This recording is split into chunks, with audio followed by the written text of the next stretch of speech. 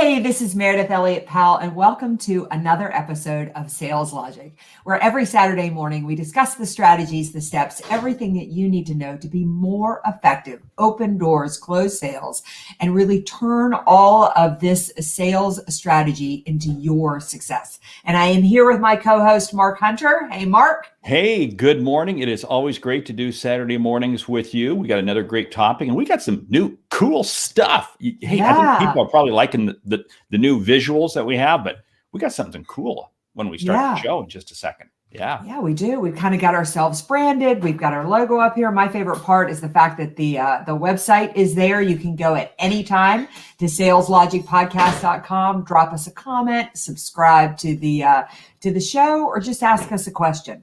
So have you had a good week, Mark? I had a great week. And things are definitely picking up out there. It feels good. It feels really good. And I got my second shot this week too. So congratulations. So. I got another couple of weeks before I get mine, but congratulations. Did you get the Pfizer or the Moderna? I got Moderna. Moderna. See, that's the question, everybody. So what shot did you get, J&J? Pfizer or Moderna? That's right. Well, we've got a good show on tap today, so let's go ahead and do our intro and jump in. Sound good? I like the intro. Let's go. Prospect with integrity, we will get customers who have integrity. Integrity is the foundation from which everything is built on. You better understand value. But at the end of the day, sales is a relationship business. It is a people business. It is an emotional business.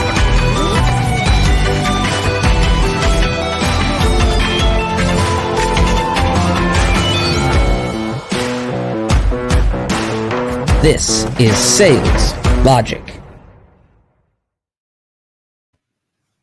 All right. Pretty cool intro to the show, right? I'm liking that intro. I'm liking that a lot. So it's good. Yeah, I got to tell everybody, I'm having a little work done at my house. My studio is being rebuilt for the third time. So if you hear pounding in the background, that is what is coming up through the floor. So I hope that next week I'll be coming to you from the new studio. But let me just quickly tell you how the show works, and then Mark will dive us in to the topics. Every week we come to you on Saturday morning, and we talk about what's hot in sales today.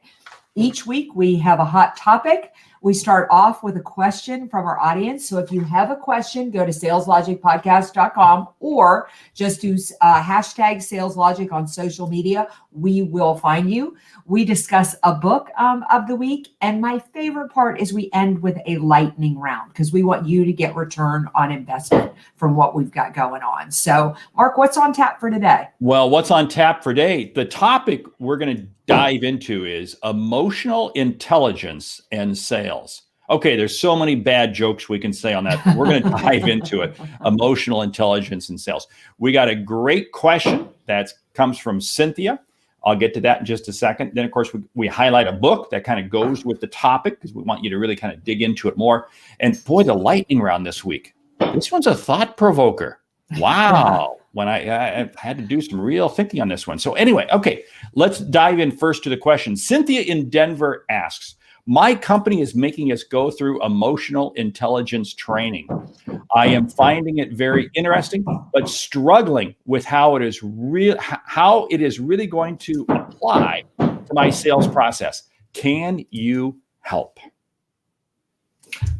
Yeah, Cynthia, let's start off by really paying attention to what's going on in emotional intelligence, because really where it can help and how you can apply it is, I think the sale really happens from you being keenly aware to all the cues that your customer is giving you that are not verbal cues. Wow, I have seen so many salespeople lose deals because they lack emotional intelligence. Imagine you're pitching your product, and if you could read the body language of the customer that they're getting irritated or they're getting bored, that really gives you the sense to start to pay attention to what else is going on. Emotional intelligence really begins by your own self-awareness, by you really understanding where you're comfortable and confident, how you communicate as a salesperson, so you can begin to adjust your style to better connect to the people that you are selling to. You know, and along with that, emotional intelligence begins with yourself. Mhm. And this is what's funny. We always talk about looking at the reading the other person's body language and what are they saying? What are they sharing with us? I'll tell you what, we are sending off body signals. We are sending off emotional signals. And we have to be as mindful.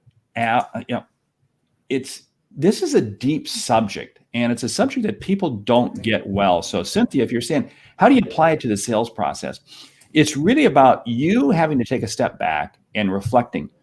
What do you look like? How are you coming across to your customers? When I say look like, it's not just how you physically look. No. How are you responding? One of the things that I always say, one of the ways that I can measure emotional intelligence is what is the pause that goes into communication? Very simply put is this. The person who's rushing through things never allows 1 second of dead air. The person who is really looking to understand the other person's emotional intelligence always allows silence to take hold. Why? Because that's when the different signals really begin to come out. That's when things really begin to manifest themselves, and you really begin to understand where that other person's coming from. Yeah, I think one of the things that's so important about emotional intelligence, and we're going to talk a lot more about this next week, is trust. I mean, you have to understand that what you're selling, I don't care who you are, I don't care what you sell, it's a commodity. People can buy or believe at least that they can buy the product or service that you're selling anywhere. So they have to like you, they have to connect to you. And that's really what emotional intelligence is. Are you aware of how you communicate and how you connect so you can pay attention to what's going on with your customer and really be able to adjust your style to better connect with them? I think it comes down to 4 things. Mark said it. It begins with self-awareness, understanding yourself. You need to understand how people communicate in general. Mark has a different communication style than I have, a communication style. We have one of our partners in our mastermind who's incredibly detail oriented.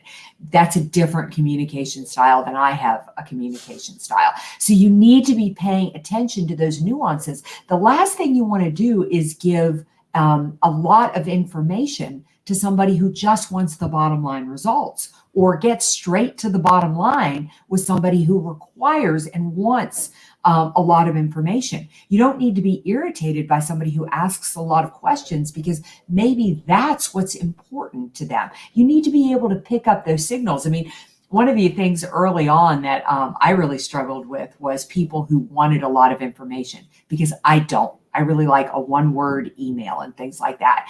And people would ask me a lot of questions and I would think they weren't interested or they were irritated or something.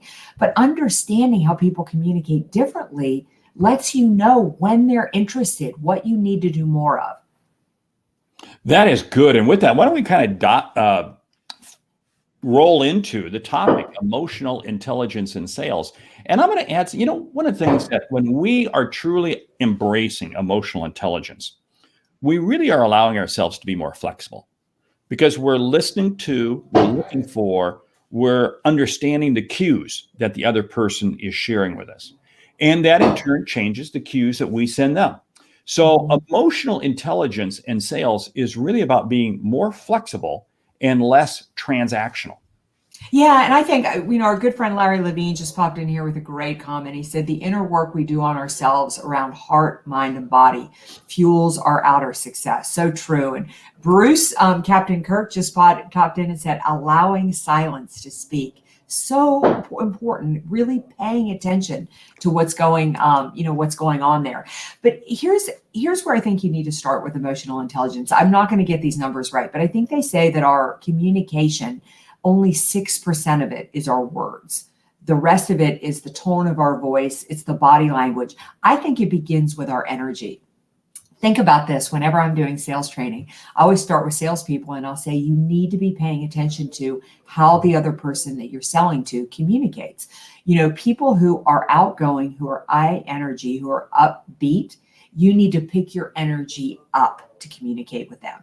For any of you listening to us today who are that type of person, you know what I mean. Because the moment that you have somebody in front of you that speaks too slowly, doesn't move fast enough, or actually takes time to think before they speak, irritates the fire out of you. In essence, you don't like them, even though you don't know anything about them and you don't know why, but you don't like them. And the flip is true.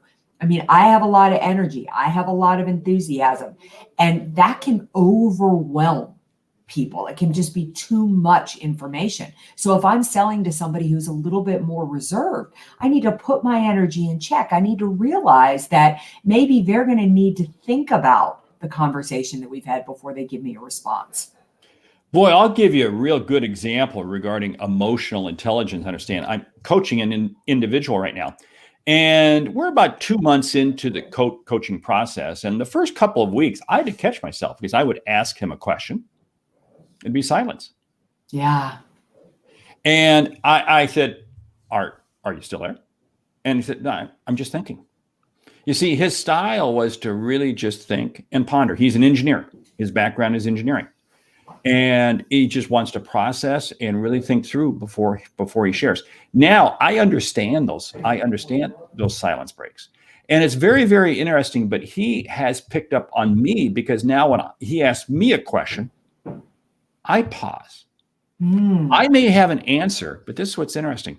I think because I pause and wait before I speak, he now places more value in the answer I'm sharing with him because I'm now matching his communication, his emotional style. Yeah, I have years ago, I went on a hiking trip and I met a gentleman there, and he was definitely just a really outgoing and very relationship oriented person. And we ended up hiking together a number of days, and he happened to live in the States. He never really asked me exactly what I did. He had some kind of idea around what I did, but we mostly talked about all the places we'd hiked all over the world, the things we'd done, the fact that we both like to ride bikes too. And as soon as we got back to the States, he's the CEO of a company. He called and hired me to come into his company and do some work for them. What you have to understand about that is he's relationship focused. If I'd have gone into the details of what I do, how I could serve his company, that's not what he's interested in at all. So you have to think about not only are people outgoing, or they reserved, but are they relationship focused? He just wanted to get to know me as a person, and that was enough to hire me. Somebody else doesn't care at all about what I did over the weekend. They're not interested in my personal life. That tends to be me a little bit. Blows my mind how much I have people who work for me and I feel like I don't even know their birthday. I don't even know anything. It's a fault. It's not a good thing, but it's the truth, and you have to pay attention. So if I go in to a CEO's office and I start talking about, I see a picture of his kids and I start talking about his kids, the moment he says they're 12 and 14 and that's all he tells me, that is my signal to shut up and get back to the business at hand. See, this is what's interesting. People leave breadcrumbs for us. They leave far more breadcrumbs than we realize. What we have to realize is that we tend to deal with things using our style, our lens, the way we look at things. And we have to realize that if we're really going to communicate and understand people, we have to communicate in their style.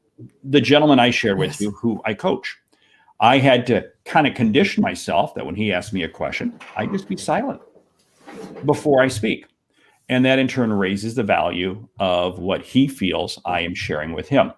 When we are willing to adapt, and this again comes back to this emotional intelligence of understanding where you're coming from, it is amazing at how it begins to change the perception of what's happening. And here's what I find.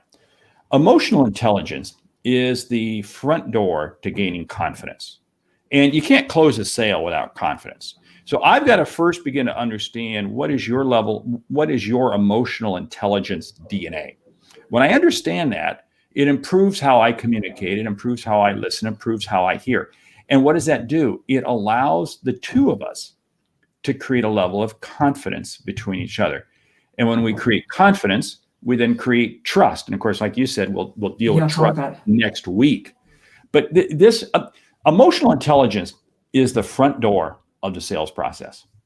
Oh, I could not agree more. Years ago, I had just become a commercial banker, and I was young, and I was the only female on the team, and I really wanted to prove my value. So I started calling on this CEO that none of the guys had been able to move over.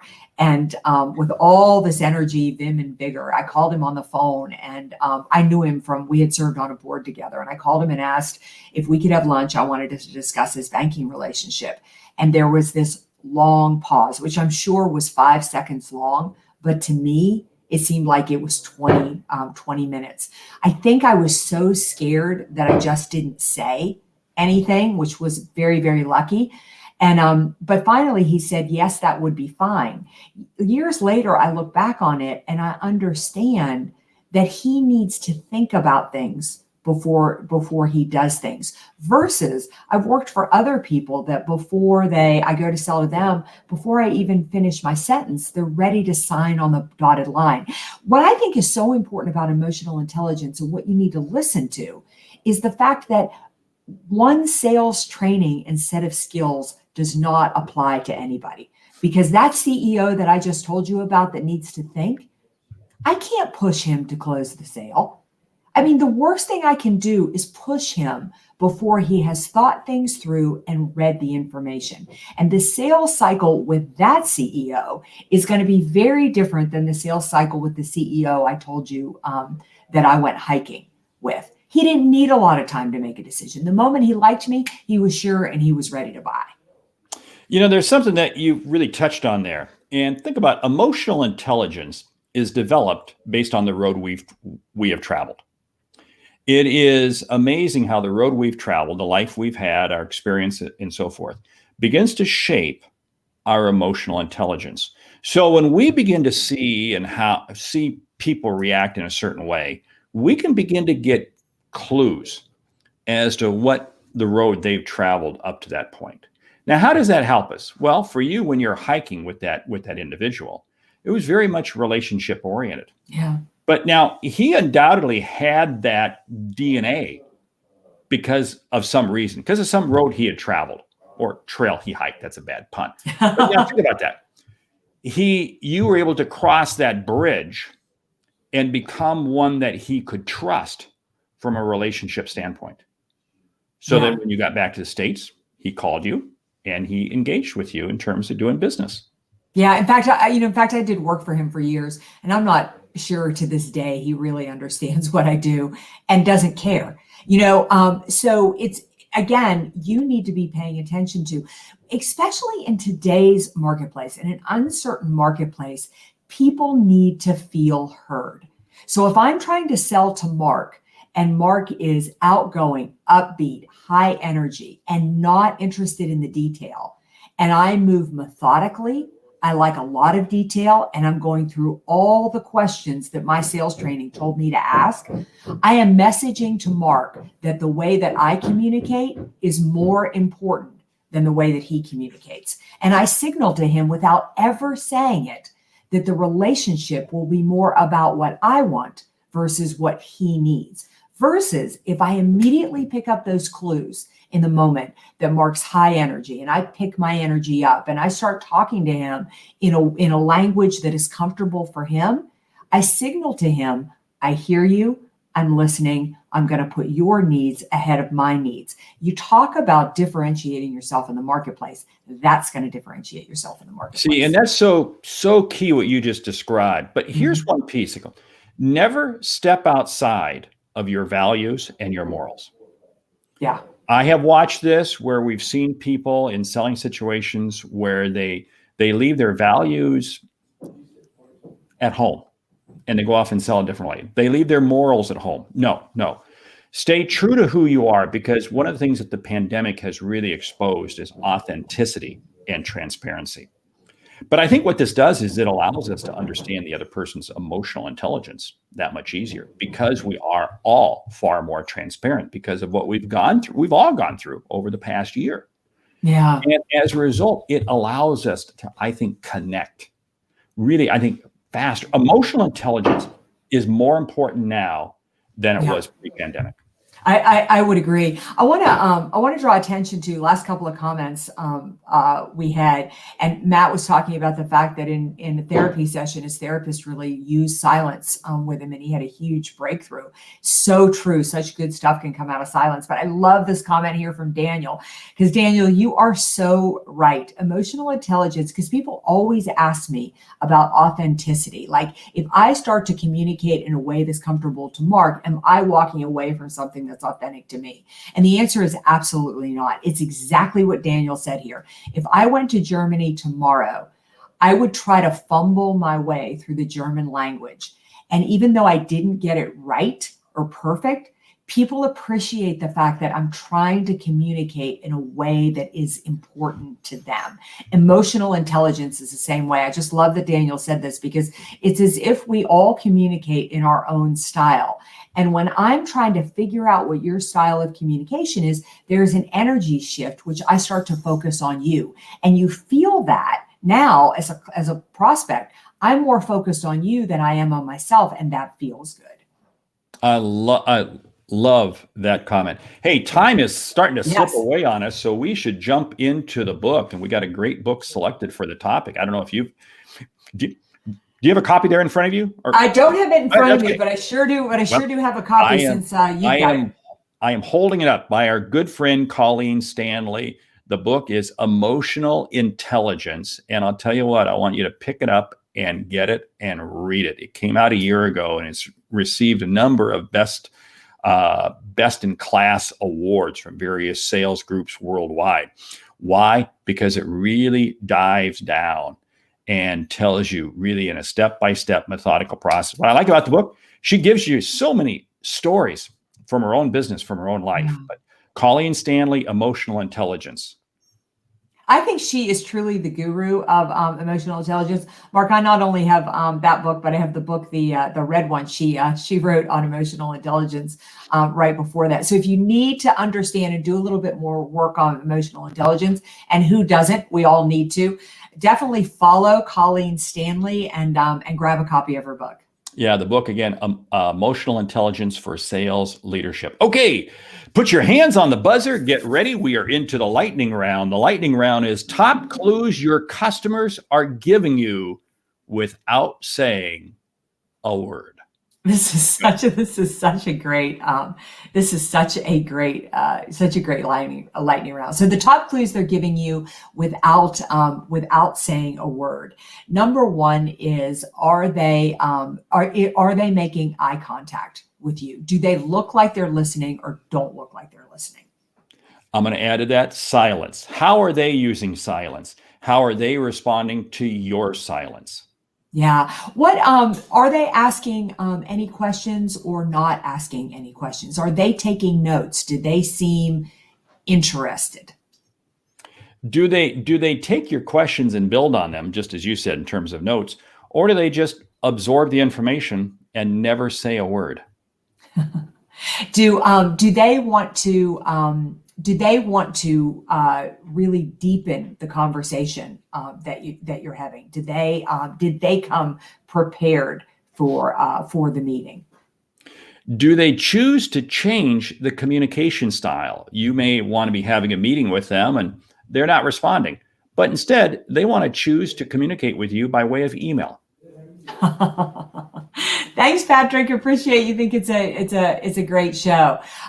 They actually maybe do or do not tell you that you need to meet other people in the company. They're starting to talk about the future or not talk about the future. I was going to build on that some more because, again, are they in the past tense or the future tense? And these are not just words they're spoken, but it's how they respond to what you say. When you share a story, are they riveted with you or are they just, no big deal? Yeah. What's their body language doing? Are they leaning in? Are they leaning back? Are they kind of fidgeting around, or are they, intently paying attention to what you're saying? I'll share one more, you share one more, and then we'll kind of close it down. I had a purchasing agent, purchasing manager, a VP of purchasing share with me. He said, every salesperson that cannot sit across from one of my buyers' desks and deliver a price increase with a strong body language and eye contact, there's a discount to be had. I think I think people are telling you volumes by the expression on their face. I have seen, I've had this happen to me when salespeople have given me more information that I want, and I look completely bored, and they are not picking up on it at all. So pay attention to the expression on the face and read your clues. And I'll close with this. We've been talking about the customer, but remember your signals. What are the signals you're sending are just as important, because the signals you send impact the other person just as the signals they send impact you. And hey, with that, time is up. So we got to kind of close this down here, but I want to say thank you for listening to Sales Logic this week. If you like what you hear, hey, subscribe, rate, and review the show on your favorite podcast app. If something we've said has earned you a single dollar, hey, consider telling a friend about our show. It's how we grow to help you grow. I'm Mark Hunter. And I'm Meridith Elliott Powell. Remember, when you sell with confidence and integrity, uncertainty suddenly becomes your competitive advantage. And the sale becomes logical. All right. Another great show. We will see you next week. And we'll be back next Saturday morning, 9 a.m. Eastern, and with another show, another topic. You're going to want to tune into this one, because we are going to be talking trust. Probably one of the most important things that you need in today's marketplace if you want to sell and sell successfully. So we'll see you next Saturday morning. Bye.